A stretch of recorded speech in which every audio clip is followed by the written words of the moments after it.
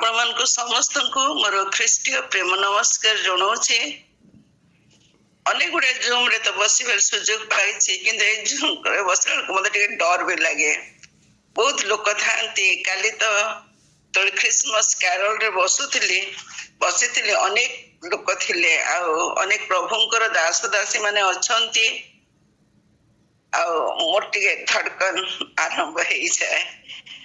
प्रभुंकर जहाँ भी हो गौरव हो कारण आम एक विशेष समय पहुंचीचु वर्षर प्रभु जीशु ख्रीष्ट जे आम मान निमंते जगत को आसी प्रतिपालन करने स्मरण करने प्रभु निकट को आसवाई आम विभिन्न माध्यम जोगा जाऊे से प्रभु नाम धन्यवाद करुच्ची। जिते बड़ दिन आसे मोर मन पड़ जाए आम सान पिला बेलर कथा से एते कैरोल सिंगिंग नथिला। हाँ संकीर्तन दल सकाळु घर घर जाके गीत गाउथिले किंतु सेतेबेले पिला दिनर जो आनंद थिला सेटा अन्य प्रकार। बड़ दिन बेलू निश्चय नुआ ड्रेस खंडे हब घरे पिठापणा हब आउ सबुठु खुशी लगुला जेतोले सकाळे पिठा थाली धरी अन्य मान को घर को जीवाटा। आजिकल पिला मान के मध्य से आनंद नहीं कि से दियानिया मध्य टिके कमी मध्य जाई अछि। से जा भी हो आमे प्रभु को नामर गौरव करूछु कारण प्रभु आमान को अनुग्रह करी अछंती जीवन रे बंचई रखी अछंती। जेपरि आउ थरे प्रभु यीशु ख्रीष्टंकर से प्रथम आगमनी आम चिंता करिबा। अनेक चर्च रे से माने फर्स्ट एडवेंट सेकंड एडवेंट करंती काली सेकंड एडवेंट रो रविवार मध्य आम प्रतिपालन करी आसी अछु। ए दिन मानकरे प्राय बड़ दिन विषय माने शुणुछु। आज निमंते मो मन रे अनेक प्रकार प्रश्न थिला अनेक प्रकार मु चिंता करी पार नथिली कौन कहबी। मात्र शेष रे मु से विषय को आसुची जहाँ मैंने पाइबा माथ्यू लिखित सुसमाचार तार एक पर्वर 18 पद रु 25 पद जाए। माथ्यू लिखित सुसमाचार एक पर्व 18 पद रु 25 पद जाए। सीटी प्रकार लिखा जाउची यीशु ख्रीष्टंक जन्म ए प्रकार हैला। ताहांक माता मरियमंकर जोसेफंक सहित विवाह निर्बंध हैला परे से मानक सहवास पूर्वे से पवित्र आत्मा को कर्तृत्व गर्भवती होयछंती बोली जणा पड़िला। एथिरे तांको स्वामी जोसेफ धार्मिक थिबारु एवं तांको प्रकाश रे निंदा पात्र करबा को इच्छा न करिबारु गोपन रे तांको परित्याग करबा को स्थिर कले। किंतु से मनस्थ कला परे देख प्रभुंकर जने दूत स्वप्न रे तांको दर्शन दे कहिले हे दाऊदंक संतान जोसेफ तुम्हारा भार्य मरियम को ग्रहण करिया को भय कर नाही कारण ताहांकर गर्भ पवित्र आत्मा कर्तुक होई अछि। से पुत्र प्रसव करिवे आ तुम्भे ताहांक नाम यीशु देव कारण से अपना लोकों को से मान को समस्त पाप रो परित्राण करिवे। भाववादी द्वारा प्रभु को यही वाक्य जेपरि सफल हुए निमंते समस्त घटिला। देख जने कन्या गर्भवती हुई पुत्र प्रसव करिवे आ लोके ताहांक नाम इमानुएल देबे। एही नामर अर्थ आमान को सहित ईश्वर। एथिरे जोसेफ निद्रारू उठी प्रभुक दूत तांको जेपरि आज्ञा देइथिले सेही परि कले और निज भार्य को ग्रहण कले। किंतु से पुत्र प्रसव न करिवा पर्यंत तांको सहवास कले नाही आ से पुत्रंक नाम यीशु देले। प्रभु ए पठित वाक्य आमान को बुझिबा को सहाय्य करंतु मते मध्य तांकर अनुग्रह दियंतु जेपरि तांकर वाक्य को बुझे पाए सक्षम हेबे। आमे ए अंशटी को अनेक थर पढ़ीछु आ एठी दुईटी विशेष कथा लिखा जाउची ଯେ ସ୍ୱର୍ଗର ଦୂତ ଯୋସେଫଙ୍କୁ ଆସି ଯୋଉ ସନ୍ତାନଟିଏ ତାଙ୍କର ଜନ୍ମ ହେବ ତାର ନାମ ବିଷୟରେ ଏଠି ଲେଖୁଛନ୍ତି। ଆଉ ଯୋଉ ଯୋସେଫଙ୍କୁ କହୁଛନ୍ତି ଯେ ସେ କୋଉ ନାମଟା ତାଙ୍କର ଯୋଉ ସନ୍ତାନ ଜାତ ହବ ତା ପାଇଁ ଦେବେ। ଦୁଇଟି ନାଁ ଏଠି ଲେଖାଯାଉଛି। ପ୍ରଥମ ନାଁଟିଏ ସେ କହୁଛନ୍ତି ଯେ ଆଉ ତୁମ୍ଭେ ତାହାଙ୍କ ନାମ ଯୀଶୁ ଦବ। ଯୋସେଫ ଆଉ ମରିୟମଙ୍କୁ ସେ ଆଜ୍ଞା ହେଇଛି ତୁମେ ତାଙ୍କ ନାମ ଯୀଶୁ ଦବ। କାହିଁକି ନା ତାଙ୍କ ନାମ ଯୀଶୁ ଦବ? କାରଣ ସେ ଆପଣା ଲୋକଙ୍କୁ ସେମାନଙ୍କ ସମସ୍ତ ପାପରୁ ପରିତ୍ରାଣ କରିବ। ତାପରେ ଦ୍ୱିତୀୟ ଅଂଶଟି ଲେଖାଯାଉଛି ସେଇ 23 ପଦରେ, ଆଉ ତାଙ୍କର ଦ୍ୱିତୀୟ ନାମ ହଉଛି ଆଉ ଲୋକେ ତାହାଙ୍କ ନାମ ଇମାନୁଏଲ ଦେବେ। ଏହି ନାମର ଅର୍ଥ ଆମମାନଙ୍କ ସହିତ ଈଶ୍ୱର।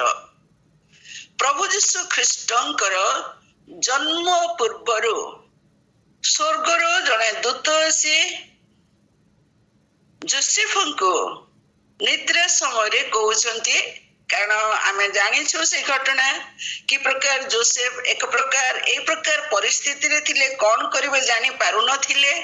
ଆଉ ସେତେବେଳେ ସ୍ୱର୍ଗର ଦୂତ ଆସି ତାଙ୍କୁ କନଫର୍ମ କରି କହୁଛନ୍ତି ଯେ ତୁମେ କଣ କରିବ ନା ତାକୁ ମରିୟମକୁ ଗ୍ରହଣ କର ଆଉ ତୁମେ ତାଙ୍କର ନାମ ଯୀଶୁ ଦେବ। ଆଉ ତାପରେ ସେ ଯୀଶୁ ନାମର ଅର୍ଥ ପୁଣି ଇମାନୁଏଲ। ସେ କହୁଛନ୍ତି ତୁମ୍ଭେ ତାହାଙ୍କ ନାମ ଯୀଶୁ ଦେବ। ଆଉ ତାର କାହିଁକି ଦେବ ତାକୁ ମଧ୍ୟ ସେ ଲେଖୁଛନ୍ତି, କାରଣ ସେ ଆପଣା ଲୋକଙ୍କୁ ସେମାନଙ୍କ ସମସ୍ତ ପାପରୁ ପରିତ୍ରାଣ କରିବେ। ଆଉ ଦ୍ୱିତୀୟଟି ହଉଛି ଆଉ ଲୋକେ ତାହାଙ୍କ ନାମ ଇମାନୁଏଲ ଦେବେ। ଏଇ ନାମର ଅର୍ଥ ଆମମାନଙ୍କ ସହିତ ଈଶ୍ୱର। ଆଉ ମୋର ପ୍ରିୟ ମାନେ ଆମେ ଜାଣିଅଛୁ ଯେ ଆମମାନଙ୍କର ପ୍ରଭୁ ଯୀଶୁ ଆମମାନଙ୍କର ପରିତ୍ରାଣ କର୍ତ୍ତା। ବାଇବଲରେ ଅନେକ ଥର ଲେଖାଯାଏ ଯେ ପାପୀ ମାନଙ୍କୁ ପରିତ୍ରାଣ କରିବାକୁ ପ୍ରଭୁ ଯୀଶୁ ଜଗତକୁ ଆସିଲେ। ପ୍ରଭୁ ଯୀଶୁଙ୍କର ଆସିବାର ଅନେକ ଗୁଡେ କାରଣ ରହିଛି, ଅନେକ ଗୁଡେ ଉଦ୍ଦେଶ୍ୟ ରହିଅଛି। ଆଉ ସେ ଉଦ୍ଦେଶ୍ୟ ମଧ୍ୟରେ ପାପୀ ମାନଙ୍କୁ ପରିତ୍ରାଣ କରିବା ପାଇଁ ଯୀଶୁ ଜଗତକୁ ଆସିଥିଲେ। ଆଉ ସେଇଟା ଆମେ ପ୍ରେରିତ ପାଉଲ ଲେଖନ୍ତି, ଏହି ବାକ୍ୟ ବିଶ୍ୱାସନୀୟ ଓ ସର୍ବତ ଭାବେ ଗ୍ରହଣ ଯୋଗ୍ୟ। ୟାକୁ କେହି ଆଜି ପର୍ଯ୍ୟନ୍ତ ଖଣ୍ଡନ କରି ପାରିନାହାନ୍ତି। ଆଉ ସେ କହୁଛନ୍ତି ଶେଷରେ, ଆଉ ସେ ପାପୀ ମାନଙ୍କ ମଧ୍ୟରେ ମୁଁ ପ୍ରଧାନ। ଯେତେବେଳେ ଆମେ ଆମମାନଙ୍କର ପାପରୁ ପରିତ୍ରାଣ କଥା ଚିନ୍ତା କରୁ, ଯେତେବେଳେ ଆମେ ନିଜକୁ ପାପୀ ବୋଲି ଅନୁଭବ କରୁ, ସେଇ ସମୟରେ ସେ ପରିତ୍ରାଣ ବିଷୟ ଆସିଥାଏ। ପ୍ରଭୁ ଯୀଶୁ ଖ୍ରୀଷ୍ଟ ନିଜେ ତାଙ୍କର ଜନ୍ମ ବିଷୟରେ କୁହନ୍ତି, ଯାହା ହଜି ଅଛି ତାକୁ ଖୋଜି ରକ୍ଷା କରିବାକୁ ମୁଁ ଆସିଅଛି। ଯେତେବେଳେ ସେ ଯକ୍ଷଙ୍କ ଘରେ ରହିଛନ୍ତି, ଆଉ ଯୋହନ 3 ପର୍ବ 17 ପଦରେ ଲେଖାଯାଏ, ଜଗତ ଯେପରି ତାଙ୍କ ଦ୍ୱାରା ପରିତ୍ରାଣ ପ୍ରାପ୍ତ ହୁଏ ଏଥିପାଇଁ ତାଙ୍କୁ ପ୍ରେରଣ କଲେ। ତାପରେ ଅନେକ ବିଷୟ ଆମେ ସେଇଠି ଦେଖୁ, ସେମାନଙ୍କର ଉପସ୍ଥିତି ଯେ ପ୍ରଭୁ ଯୀଶୁ ଖ୍ରୀଷ୍ଟ ଆସିଥିଲେ ଯେପରି ଆମମାନେ ପାପରୁ ପରିତ୍ରାଣ ପାଇବା, ସେମାନେ ଯେପରି ଜୀବନ ପାଆନ୍ତି, ପ୍ରଚୁର ଭାବରେ ଜୀବନ ପାଆନ୍ତି, ସେଇଥିପାଇଁ ପ୍ରଭୁ ଯୀଶୁ ଖ୍ରୀଷ୍ଟ ଜଗତକୁ ଆସିଲେ। ଆଉ ଯେତେବେଳେ ଆମେ ପ୍ରଭୁ ଯୀଶୁ ବୋଲି ସ୍ୱୀକାର କରୁ, ଆମେ ମଧ୍ୟ ଏହା ସ୍ୱୀକାର କରୁ ଯେ ସେ ମୋର ପରିତ୍ରାଣ କର୍ତ୍ତା, ସେ ମତେ ଜୀବନ ଦେବା ପାଇଁ ଜଗତକୁ ଆସିଲେ। ଆମେ ଯେତେବେଳେ ପଢୁ ଯୋହନ ଲିଖିତ ସୁସମାଚାର ତାର 1 ପର୍ବ, ସେଠି ଲେଖାଯାଏ 11 ପଦରୁ, ସେ ଆପଣା ରାଜ୍ୟକୁ ଆସିଲେ ତଥାପି ତାହାଙ୍କର ନିଜ ଲୋକମାନେ ତାହାଙ୍କୁ ଗ୍ରହଣ କଲେ ନାହିଁ। ମାତ୍ର ଯେତେ ଲୋକ ତାହାଙ୍କୁ ଗ୍ରହଣ କଲେ, ଅର୍ଥାତ୍ ଯେଉଁମାନେ ତାହାଙ୍କ ନାମରେ ବିଶ୍ୱାସ କଲେ, ସେମାନଙ୍କୁ ସେ ଈଶ୍ୱରଙ୍କ ସନ୍ତାନ ହେବା ନିମନ୍ତେ ଅଧିକାର ଦେଲେ। ଆଉ ଆମେ ପ୍ରଭୁଙ୍କର ଗୌରବ କରୁଅଛୁ, କାରଣ ସଦା ପ୍ରଭୁ ପରମେଶ୍ୱର से आमମାନଙ୍କର ସୃଷ୍ଟିକର୍ତ୍ତା ପ୍ରଭୁ ପରମେଶ୍ୱର ଆମମାନଙ୍କୁ ସେ ପ୍ରେମ କଲେ, ପୁଣି ଆମମାନଙ୍କୁ ପ୍ରେମ କରି ତାଙ୍କର ସେ ଏକମାତ୍ର ପୁତ୍ରଙ୍କୁ ଦେଇଅଛନ୍ତି। ଆଉ ଏ ପ୍ରଭୁ ଯୀଶୁ ହଉଛନ୍ତି ଆମମାନଙ୍କର ପରିତ୍ରାଣକର୍ତ୍ତା। ଆମମାନଙ୍କର ପରିତ୍ରାଣକର୍ତ୍ତା ଶବ୍ଦଟି ମୁଁ ଯେତେବେଳେ କହେ ଯେ ସମସ୍ତଙ୍କର ପରିତ୍ରାଣ କରିବାକୁ ସେ ଆସିଥିଲେ, ମାତ୍ର ଆମମାନଙ୍କର ବ୍ୟକ୍ତିଗତ ଜୀବନ ଗୁଡ଼ିକରେ, ଆମମାନଙ୍କର ପରିବାର ଗୁଡ଼ିକରେ ସେ ଆଜି କଣ ପରିତ୍ରାଣକର୍ତ୍ତା ହୋଇ ଅଛନ୍ତି କି? ଏ ବିଷୟଟିକୁ ମୁଁ ବିଶେଷ କହିବାକୁ ଚାହୁଁନାହିଁ, ସେତିକି ରଖିବା। ଆଉ କେବେ ସୁଯୋଗ ହେଲେ ପ୍ରଭୁ ଯୀଶୁ ଯେ ପରିତ୍ରାଣକର୍ତ୍ତା ତାହା ଚିନ୍ତା କରିବା। ତାଙ୍କର ଦ୍ୱିତୀୟ ନାମଟି ତାଙ୍କୁ ଦିଆଗଲା, ଆଉ ଲୋକେ ତାହାଙ୍କ ନାମ ଇମାନୁଏଲ ଦେବେ। ଏହି ନାମର ଅର୍ଥ ଆମମାନଙ୍କ ସହିତ ଈଶ୍ୱର। ଆମମାନଙ୍କ ସହିତ ଈଶ୍ୱର। ଈଶ୍ୱର ହଉଛନ୍ତି ଅତି ପବିତ୍ର ଈଶ୍ୱର। ଆଉ ଆମେ ତାଙ୍କର ପବିତ୍ରତାକୁ ଅନେକ ଥର ପବିତ୍ର ବାଇବଲରେ, ପବିତ୍ର ଶାସ୍ତ୍ରରେ ଆମେ ଦେଖିପାରୁଛୁ ଯେ ଈଶ୍ୱର କିପରି ପବିତ୍ର ଈଶ୍ୱର। ଆଉ ସେ ଆମମାନଙ୍କ ମଧ୍ୟରେ ସେ ପବିତ୍ର ଈଶ୍ୱର ଆମମାନଙ୍କ ସହିତ ରହିବା ନିମନ୍ତେ ସେ ଆସିଥିଲେ। ଯାତ୍ରା ପୁସ୍ତକ ତାର 3 ପର୍ବରେ ଆମେ ଯେତେବେଳେ ଦେଖୁ ଯେ ପରମେଶ୍ୱର ବୁଦା ମଧ୍ୟରୁ ମୂଷାଙ୍କୁ ଡାକୁଛନ୍ତି, ଆଉ ମୂଷା କଣ ଦେଖିବା ପାଇଁ ସେ ଜ୍ୱଳନ୍ତ ବୁଦାକୁ ଯାଉଛନ୍ତି। ଆଉ ସେ ଯଦିଓ ପରମେଶ୍ୱର ମୂଷାଙ୍କୁ ଡାକି ତାଙ୍କ ସାଙ୍ଗରେ କଥାବାର୍ତ୍ତା କରୁଛନ୍ତି, ମୂଷା ଯେତେବେଳେ ଯାଇଛନ୍ତି ସେ ବୁଦା ପାଖକୁ, ସେଇ ସମୟରେ ପରମେଶ୍ୱର ତାଙ୍କୁ ସାବଧାନ କରି କହୁଛନ୍ତି, ତୁମ୍ଭେ ସ୍ଥାନର ନିକଟବର୍ତ୍ତୀ ହୁଅ ନାହିଁ, କାରଣ ତୁମ୍ଭେ ଯେଉଁ ସ୍ଥାନରେ ଛିଡ଼ା ହୋଇଅଛ ତାହା ପବିତ୍ର ଭୂମି। ମୂଷାଙ୍କ ମନରେ ଟିକେ ଉତ୍ସୁକତା ଥିଲା ଯେ କଣ ଏଇ ଜାଗାଟି, ମୁଁ ତାକୁ ଟିକେ ଦେଖିବାକୁ ଯିବି, ମୁଁ ତାକୁ ଟିକେ ଦେଖିବି। ଆଉ ସେତେବେଳେ ତାଙ୍କୁ କୁହାଯାଉଛି ଯେ ତୁମ ସାଙ୍ଗରେ ମୁଁ କଥାବାର୍ତ୍ତା କରୁଛି, କିନ୍ତୁ ମୋର ପାଖକୁ ଆସ ନାହିଁ। ଜ୍ୱଳନ୍ତ ବୁଦା ମଧ୍ୟରେ ସେ ତାଙ୍କୁ ଦର୍ଶନ ଦେଇ କହୁଛନ୍ତି, କାରଣ ମୁଁ ହଉଛି ପବିତ୍ର ଈଶ୍ୱର। ତାର 7 ପର୍ବ 8 ପଦ ଯେତେବେଳେ ଆମେ ଦେଖୁ ଯେ ସେ ସେତେବେଳେ ମୂଷାଙ୍କୁ କହୁଛନ୍ତି, ମୂଷା ମୁଁ ଓହ୍ଲେଇ ଆସିଛି।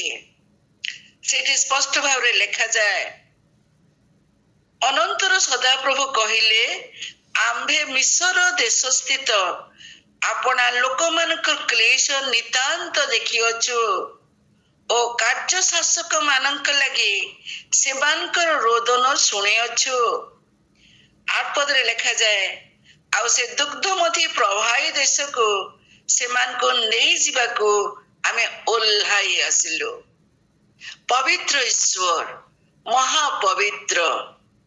ଆଉ ସେ କଣ କରୁଛନ୍ତି ନା, ଯେତେବେଳେ ତାଙ୍କର ଲୋକମାନେ, ତାଙ୍କର ମନୋନୀତ ଲୋକମାନେ କଷ୍ଟରେ ଦୁଃଖରେ ଯାଇଛନ୍ତି, ସେ ଆଉ ରହିପାରିଲେ ନାହିଁ।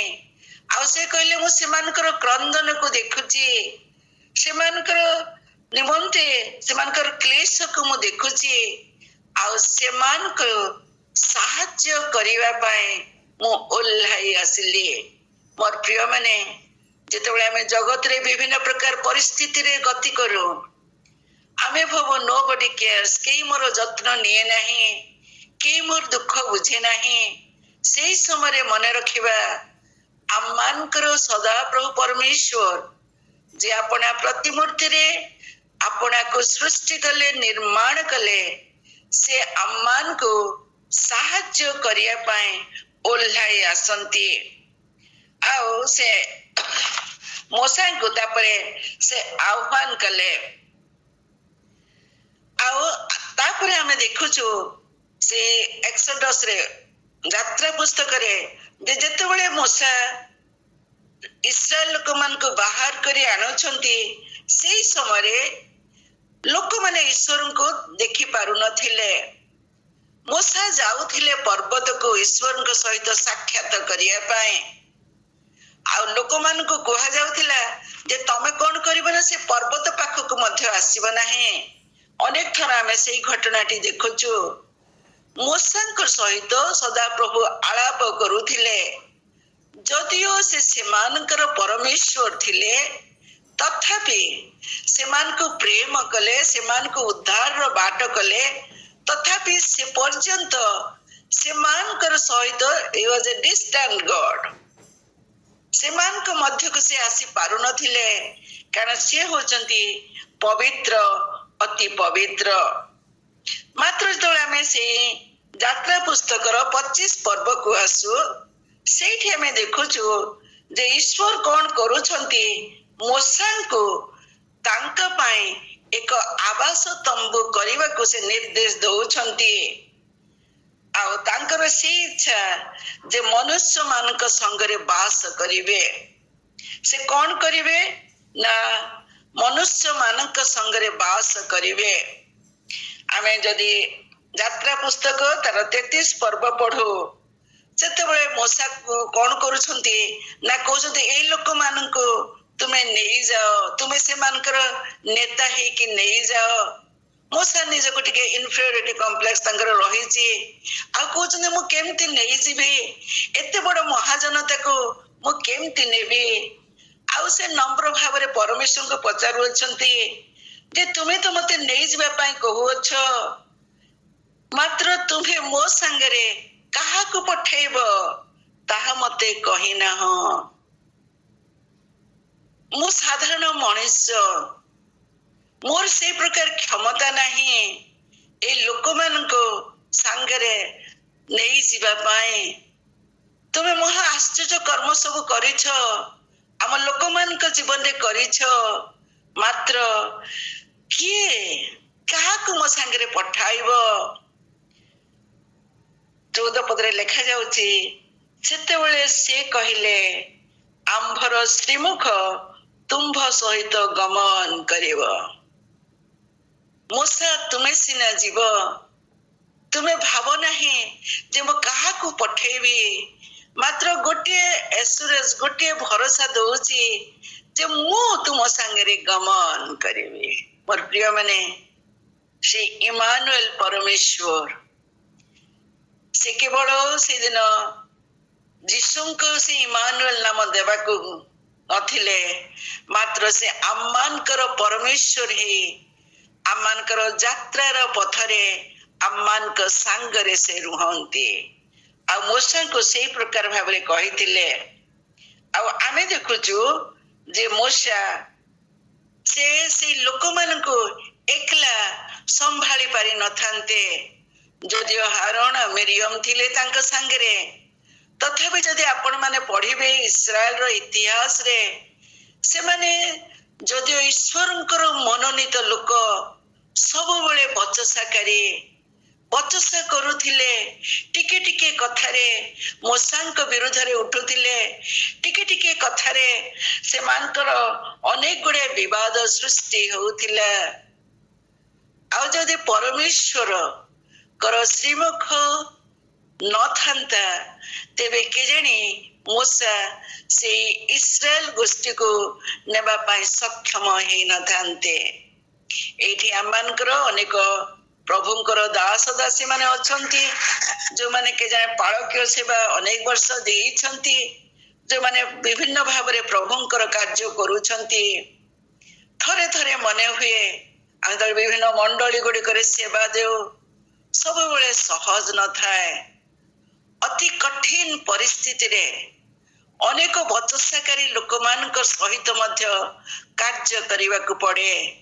ମଣ୍ଡଳୀ କେବେ କେବେ ଏ ପ୍ରକାର ଅଶାନ୍ତ ପରିସ୍ଥିତି ଆସେ, ଆଉ ସେତେବେଳେ ସେଇ ସଦାପ୍ରଭୁ ପରମେଶ୍ୱର ଆମମାନଙ୍କର ସଙ୍ଗୀ ହୁଅନ୍ତି। ପ୍ରଭୁଙ୍କର ଗୌରବ କରେ, ପାଳକ କାମରେ ଅନେକ ବର୍ଷ ପ୍ରଭୁ ମତେ ବ୍ୟବହାର କରି ଆସିଅଛନ୍ତି। ଆଉ ବୋଧେ ମୋ ଠାରୁ କେହି ବେଶୀ କେହି ତାକୁ ଏକ୍ସପିରିଏନ୍ସ କରିପାରିବେ ନାହିଁ।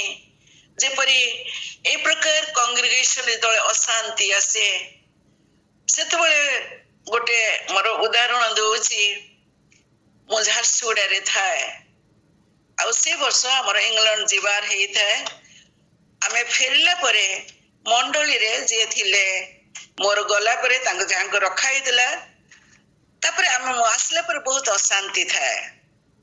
ଆଉ ମୁଁ ଯୋଉଦିନ ପହଞ୍ଚିଲି ଜଣେ ଆଙ୍ଗ୍ଲୋ ଇଣ୍ଡିଆନ ଥାନ୍ତି ସେକ୍ରେଟାରୀ, ଆଉ ସେ ମତେ ଆସି କହିଲେ pastor this R the things, କଣ କରିବା। ଆଉ ଲୋକମାନଙ୍କ ମନରେ ବହୁତ ଅଶାନ୍ତି ରହିଛି, ବହୁତ ଗୁଡାଏ କଥା ରହିଛି। ଆଉ ଝାରସୁଗୁଡାର ସେ କ୍ୟାମ୍ପସ ମଧ୍ୟରେ ତାଙ୍କର ଉପାସନାଳୟ ମଧ୍ୟ। ଆଉ ମୁଁ କଣ କଲି, ଶନିବାର ଦିନ ମୋର ସେଇଟା ଅଭ୍ୟାସ ଥିଲା ଯାଇକି ଅଲ୍ଟରରେ ବସିକି ପ୍ରାର୍ଥନା କରିବା ପାଇଁ। ଆଉ ମୁଁ ଯେତେବେଳେ ଅଲ୍ଟରରେ ଆଣ୍ଠେଇକି ପ୍ରାର୍ଥନା କରି କହୁଛି ଯେ ପ୍ରଭୁ ମତେ ତୁମେ ଅନୁଗ୍ରହ କର, କେମିତି ମୁଁ ହ୍ୟାଣ୍ଡେଲ କରିବି ଏ ଲୋକମାନଙ୍କୁ। କାଲି ସକାଳେ ଗିର୍ଜା କରିବାରକୁ ମତେ ରହିଛି, ତୁମେ ମତେ ସାହାଯ୍ୟ କର। ଆଉ ମୁଁ ଅତି ବିକଳ ହେଇକି ସେଇ ବେଦୀ ତଳେ ବସି ମୁଁ ପ୍ରାର୍ଥନା କରୁଛି, ମୋର ଲୁହ ଝରଉଛି। ଆଉ ସେଇ ସମୟରେ ପ୍ରଭୁ ମତେ ଗୋଟିଏ ବାକ୍ୟ ଦେଲେ, କହିଲେ I will build my church, ମୁଁ ତତେ ଆଣିଛି and I'm going to use you। ଆଉ ସେତେବେଳେ ମୋ ମନରେ ସେ ଭାବ ଆସିଲା ଯେ ପ୍ରଭୁ ମୁଁ କେମିତି ଭାବୁଛି ଯେ ମୁଁ ଏକଲା ଏ କାମ କରୁଛି। ଓ ସେତେବେଳେ ସେ ଇମାନୁଏଲ ଗଡ, ପରମେଶ୍ୱର ଯେ ଆମମାନଙ୍କ ସଙ୍ଗରେ ରୁହନ୍ତି, ତାକୁ ମୁଁ ନୂଆ ଭାବରେ ଅନୁଭବ କଲି। ମୂଷାଙ୍କର ସେଇ ଭୟ ଥିଲା, କେମିତି ମୁଁ ଏ ଲୋକମାନଙ୍କୁ ମୁଁ ନେଇଯିବି। ଆଉ ସେତେବେଳେ ପ୍ରଭୁ କହୁଛନ୍ତି ଯେ ମୋର ଶ୍ରୀମୁଖ ତୁମ ଆଗରେ ଯିବ। ମୋର ପ୍ରିୟ ମାନେ, ଆମେ ଅନେକ ଗୁଡେ ଦିନ ଅତିକ୍ରାନ୍ତ କରିଛୁ, ମାତ୍ର ମନେ ରଖିବା ଯେ ପ୍ରଭୁଙ୍କର ଶ୍ରୀମୁଖ ଆମମାନଙ୍କ ସଙ୍ଗରେ ଗମନ କରିବ, କାରଣ ସେ ଆମମାନଙ୍କ ସହିତ ପରମେଶ୍ୱର ହେବେ। ଯିଶାୟା ତାର 7 ପର୍ବ 9 ପଦରେ ମଧ୍ୟ ସେଇ କଥା ଆସେ, ତାହାଙ୍କର ନାମ ଇମାନୁଏଲ, ଆମମାନଙ୍କ ସହିତ ପରମେଶ୍ୱର ରଖିବ। ଯେତେବେଳେ ବଡ ଦିନକୁ ପର୍ବ ପାଳନ କରିବାକୁ ଆସୁଛୁ, ଅଳ୍ପ ଦିନ ପରେ ଏକ ନୂଆ ବର୍ଷକୁ ଆମେ ଆସିବା, ସବୁବେଳେ ମନେ ରଖିବା ଯେ ଇମାନୁଏଲ ପରମେଶ୍ୱର ସେ ଆମମାନଙ୍କ ସଙ୍ଗରେ ଅଛନ୍ତି। ଯିଶାୟା ତାର 57 ପର୍ବ 15 ପଦକୁ ଯେତେବେଳେ ଆମେ ଆସୁ, ସେଠି ଲେଖାଯାଏ, କାରଣ ସେ ଅନନ୍ତ କାଳ ନିବାସୀ, ତାହାଙ୍କର ନାମ ଧର୍ମମୟ, ସେଇ ଉଚ୍ଚ ଉନ୍ନତ ପୁରୁଷ ଏଇ କଥା କହନ୍ତି, ଆମ୍ଭେ ଉର୍ଦ୍ଧ୍ୱ ଓ ପବିତ୍ର ସ୍ଥାନରେ ବାସ କରୁ, ମଧ୍ୟ ନମ୍ର ଲୋକମାନଙ୍କର ଆତ୍ମାକୁ ସଜୀବ ଓ ଚୂର୍ଣ୍ଣ ମନା ଲୋକମାନଙ୍କର ଅନ୍ତଃକଣକୁ ସଜୀବ କରିବା ପାଇଁ ଆମ୍ଭେ ଚୂର୍ଣ୍ଣ ଓ ନମ୍ର ଲୋକମାନଙ୍କ ସଙ୍ଗରେ ହିଁ ବାସ କରୁ। ଯଦିଓ ପରମେଶ୍ୱର ଇମାନୁଏଲକୁ ପଠାଇଲେ, ମାତ୍ର ତାଙ୍କର ପବିତ୍ରତାର କ୍ଷୁଣ୍ଣ ହେଇନାହିଁ। ଆଉ ପ୍ରଭୁଙ୍କ ବାକ୍ୟରେ କହେ ସେ ସମସ୍ତଙ୍କ ସାଙ୍ଗରେ ରହିବେ, ସମସ୍ତଙ୍କର ପରମେଶ୍ୱର ହେବା ପାଇଁ ଚାହାନ୍ତି।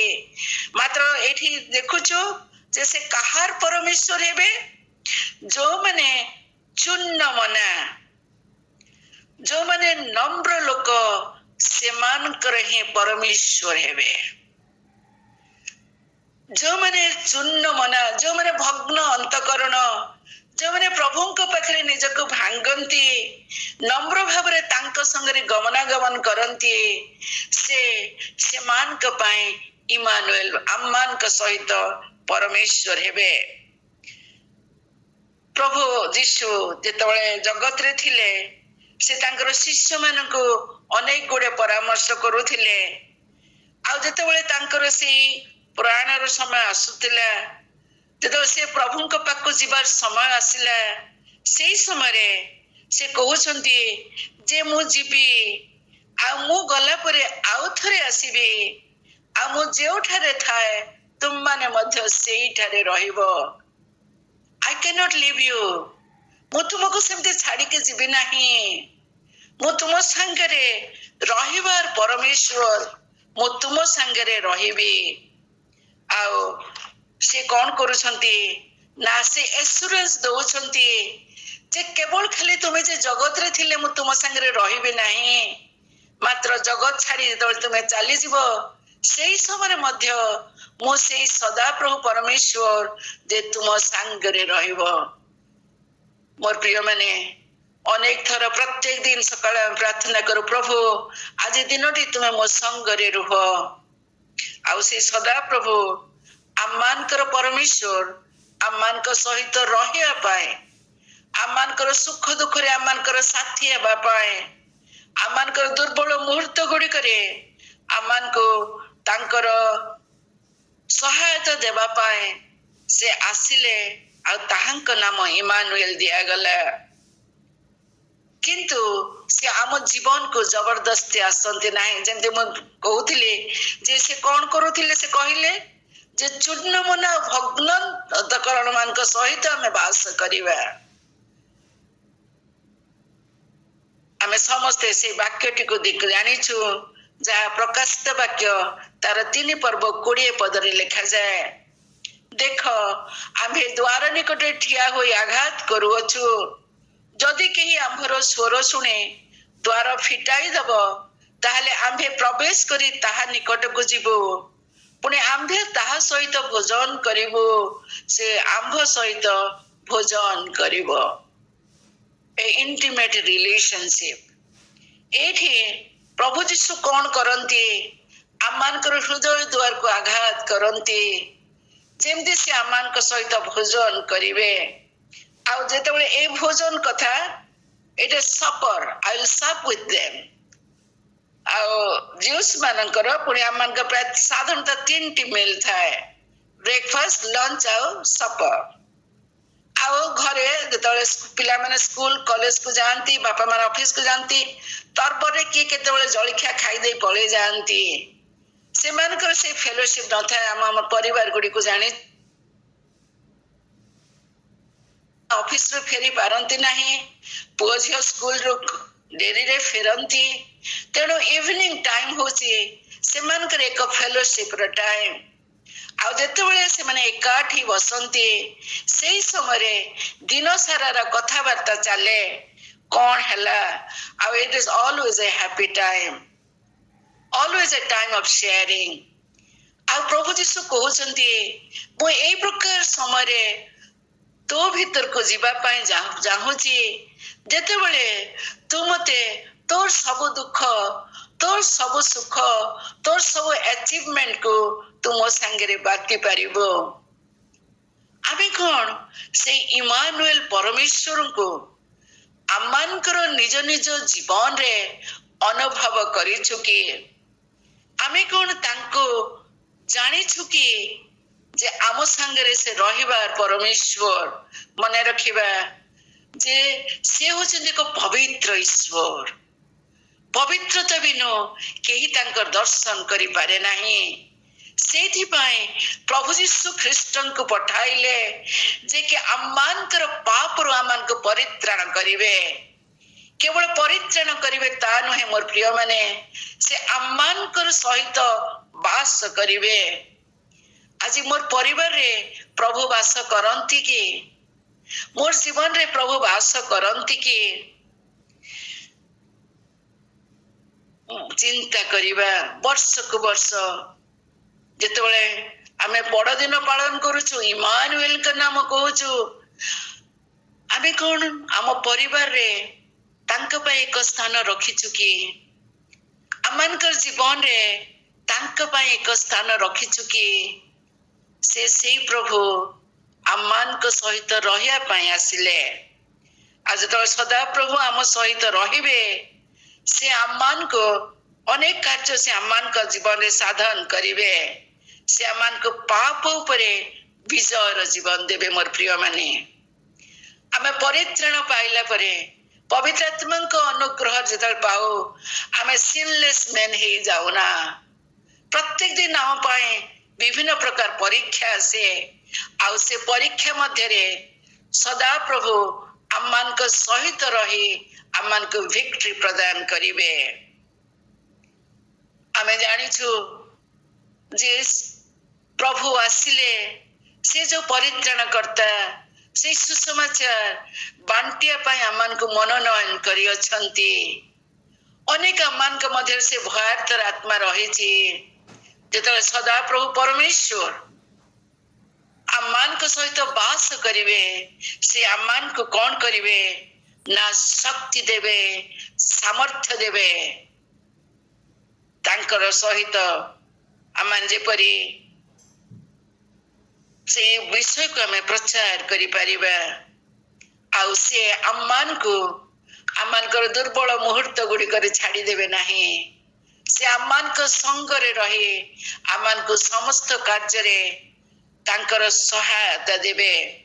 ଯେରେମିୟା 20:11 ଲେଖାଯାଏ, ମାତ୍ର ସଦା ପ୍ରଭୁ ଭୟଙ୍କର ବୀର ଓ ସେ ମୋ ସଙ୍ଗରେ ଅଛନ୍ତି। ସେ ଆମମାନଙ୍କ ସଙ୍ଗରେ ରହିବାର ପ୍ରଭୁ ପରମେଶ୍ୱର ଅଟନ୍ତି। ଆଜି ଯେତେବେଳେ ଆମେ ଏଇ ବଡ଼ଦିନ ପର୍ବ ପାଳନ କରିବାକୁ ଆସୁଅଛୁ, ଅନେକ ବାକ୍ୟ ଆମେ ଶୁଣୁଛୁ, ମାତ୍ର ମନେ ରଖିବା ଯେ ତାହାଙ୍କର ନାମ ଯୀଶୁ ଦିଆଗଲା ଯେପରି ସେ ଆମମାନଙ୍କୁ ପରିତ୍ରାଣ କରିବେ। ଆଜି ସେ ପରିତ୍ରାଣର ଅନୁଭବ ମୋ ଜୀବନରେ ଅଛି କି? ମୋର ପୁଅ ଝିଅଙ୍କ ଜୀବନରେ ଅଛି କି? ମୋର ଭାଇ ଭଉଣୀଙ୍କ ଜୀବନରେ ଅଛି କି? ଦ୍ୱିତୀୟ କଥା, ସ୍ୱର୍ଗର ଦୂତ କହିଲେ ଆଉ ଲୋକେ ତାହାଙ୍କ ନାମ ଇମାନୁଏଲ ଦେବେ, କାରଣ ସେ ଆମମାନଙ୍କ ସହିତ ରହିବାର ପରମେଶ୍ୱର ପ୍ରଭୁ। ତାଙ୍କର ସେ ଆବାସ ଆମମାନଙ୍କ ଜୀବନରେ ସ୍ଥାପନ କରିବା ପାଇଁ ଚାହାନ୍ତି। ଆଜି ମୋର ହୃଦୟରେ ତାଙ୍କର ଆବାସ ରହିଛି କି? ଯଦି ତାଙ୍କର ଆବାସ ରହିଛି, ମୋର ଜୀବନରେ ତାହା ପ୍ରକାଶ ପାଉଛି କି? ଆଜିର ଜଗତ ଯୀଶୁ ଖ୍ରୀଷ୍ଟଙ୍କୁ ଦେଖିବାକୁ ଚାହେଁ। ମୁଁ ତାଙ୍କୁ ଯୀଶୁଙ୍କର ପରିଚୟ ଦେଇଦେବି କି? ଯେପରି ଲୋକମାନେ ଜାଣିବେ ଯେ ଇମାନୁଏଲ ପରମେଶ୍ୱର ମୋ ସାଙ୍ଗରେ ଅଛନ୍ତି, ମତେ ଶକ୍ତି ଦଉଛନ୍ତି, ଆଉ ସେମାନେ ମଧ୍ୟ ଆଶାୟୀ ହେବେ ସେ ପରମେଶ୍ୱରଙ୍କୁ ପାଇବା ପାଇଁ। ଏଇ ବଡ଼ଦିନର ସମୟ ବୋଧେ ଆପଣମାନଙ୍କ ସହିତ ଏଇ ପ୍ରକାର ବସିବି ନାହିଁ ଅନ୍ତତଃ 24ରେ, ମାତ୍ର ଏଇ ପ୍ରାର୍ଥନା ଆପଣମାନଙ୍କ ପାଇଁ ମୋ ପାଇଁ କରୁଛି ଯେ ପ୍ରଭୁ ତୁମ ମତେ ସାହାଯ୍ୟ କର, ଯେମିତି ମୁଁ ତୁମର ସେ ପରିତ୍ରାଣକୁ ଗ୍ରହଣ କରିବି। ପୁଣି ତୁମେ ଯେ ମୋ ସଙ୍ଗରେ ବାସ କରିବ, ତାକୁ ଯେପରି ମୋ ଜୀବନରେ ପ୍ରକାଶ କରିବି, ଅନୁଭବ କରିବି। ତୁମର ସେ ଅନୁଗ୍ରହ ମତେ ଦେଇଦିଅ ପ୍ରଭୁ। ଏଇ ଅଳ୍ପ ବାକ୍ୟ ଉପରେ ଆମମାନଙ୍କୁ ଆଶୀର୍ବାଦ କରନ୍ତୁ। ଆମେନ୍।